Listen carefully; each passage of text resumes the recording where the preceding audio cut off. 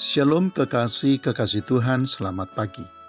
Firman Tuhan di dalam Injil Lukas pasal yang ke-6, ayat yang ke-27 sampai dengan ayat yang ke-28 berkata, "Tetapi kepada kamu yang mendengarkan aku berkata, kasihilah musuhmu, berbuatlah baik kepada orang yang membenci kamu, mintalah berkat bagi orang yang mengutuk kamu, berdoalah bagi orang yang mencaci kamu."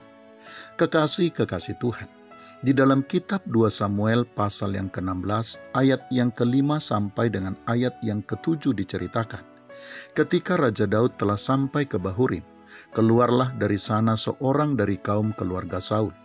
Ia bernama Simei bin Gera. Sambil mendekati raja, ia terus-menerus mengutuk. Daud dan semua pegawai Raja Daud dilemparinya dengan batu, walaupun segenap tentara dan semua pahlawan berjalan di kiri kanannya. Beginilah perkataan Simei pada waktu ia mengutuk, "Enyahlah, enyahlah, engkau penumpah darah, orang dursila."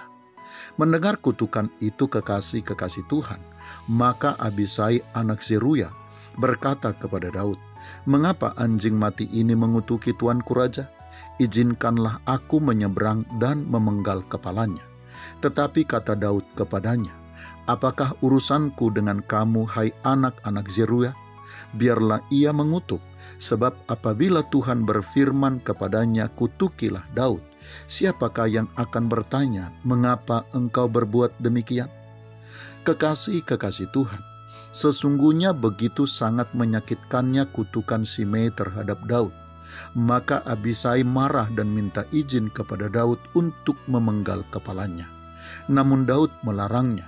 Daud menahan diri dan bahkan tidak ingin membela dirinya. Ia justru menunjukkan kelembutan hatinya dengan tunduk kepada kehendak Tuhan.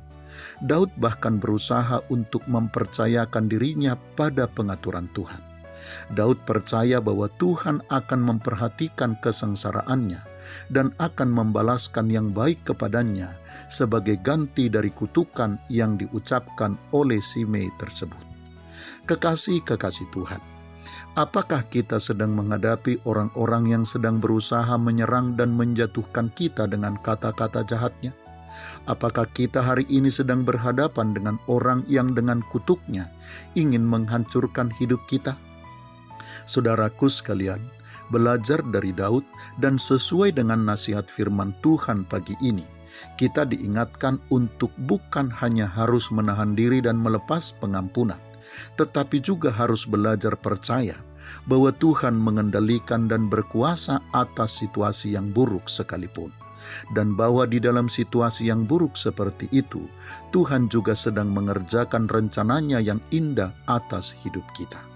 Ketika kita diburuk-burukan oleh orang jahat, ketika kita difitnah dan dikutuki oleh orang-orang yang tidak takut akan Tuhan, kekasih Tuhan, saat itulah menjadi waktu yang baik bagi kita untuk menunjukkan kualitas diri dan manusia batiniah kita, bahwa kita berbeda dengan para pengejek, para pemfitnah, dan para pengutuk tersebut.